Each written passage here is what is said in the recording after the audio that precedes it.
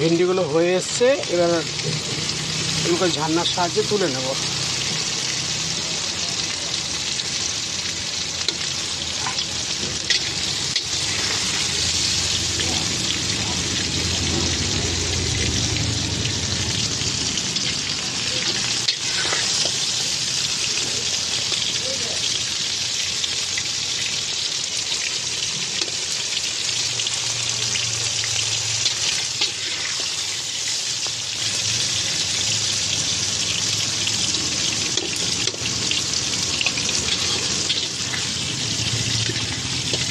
ভিন্ডি বাহারির জন্য মশলা নেওয়া হয়েছে কাঁচা লঙ্কা, চালমগজ, সর্ষে, পোস্ত। তো এগুলোকে আমি পেস্ট করে নেব। তেলটা গরম হয়ে এসছে, এর মধ্যে একটুখানি গোটা জিরে দিয়ে দেবো। গোটা জিরেটা হয়ে গেছে, এর মধ্যে আমি গোটা পেঁয়াজ কুচিয়ে নিয়েছিলাম, তো পেঁয়াজগুলোকে দিয়ে দেবো একটু। যারা পেঁয়াজ না খায় তারা পেঁয়াজ নাও খেতে পারে, বাট একটুখানি পেঁয়াজ দিলাম।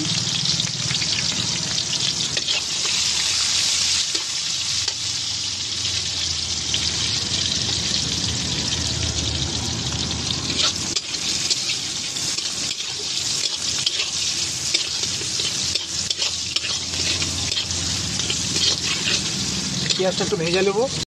আমার পেঁয়াজটা হয়ে এসেছে, তো এর মধ্যে আমি আগে একটু হলুদ দিয়ে নেব, সামান্য পরিমাণ, বেশি নয়। এবার আমার যে মশলাটা রেডি করা ছিল এই মশলাটাকে দিয়ে দেব,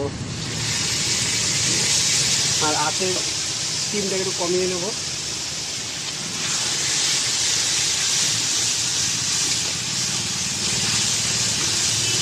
হালকা মশলাটাকে একটু কষে, মশলা বেশি কষলে তিতো হয়ে যাবে, তো হালকা হালকা কষে নিচ্ছি। তো এবারেতে আমি একটু লবণ দিয়ে দেবো হালকা।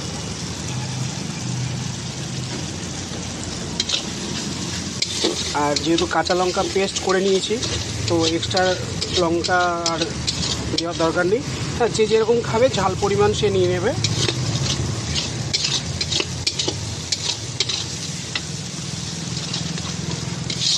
আমার তেল ছাড়তে রয়েছে, আপাতত এই পেস্টের সাথে গায়ে একটা জল দিয়ে দিয়েছি।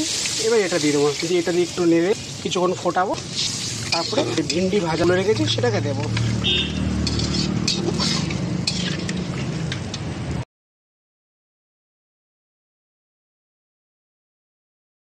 আর একটা কাঁচা টমেটো কুচি রেখেছি সেটাকে দিয়ে দেবো।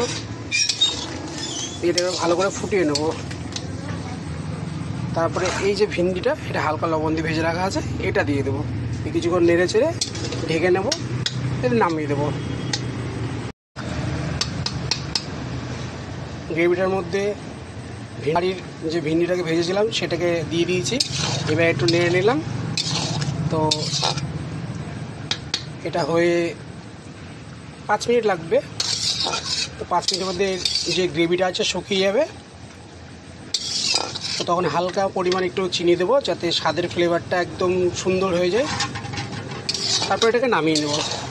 আপাতত একটু ঢেকে দিই, যাতে যে গ্রেভির রসটা আছে ওটা ভিন্ডির মধ্যে যেন চলে যায়। হয়ে গেছে, এটা হালকা চিনি দিয়ে দিলাম। এবার এটাকে নামিয়ে নেবো। উপর দিয়ে জাস্ট একটু ধনেপাতা ছিটিয়ে দেবো। নামানোর পরে ঢেকে রেখে দেবো। গরম ভাতে খুব সুন্দর লাগবে খেতে।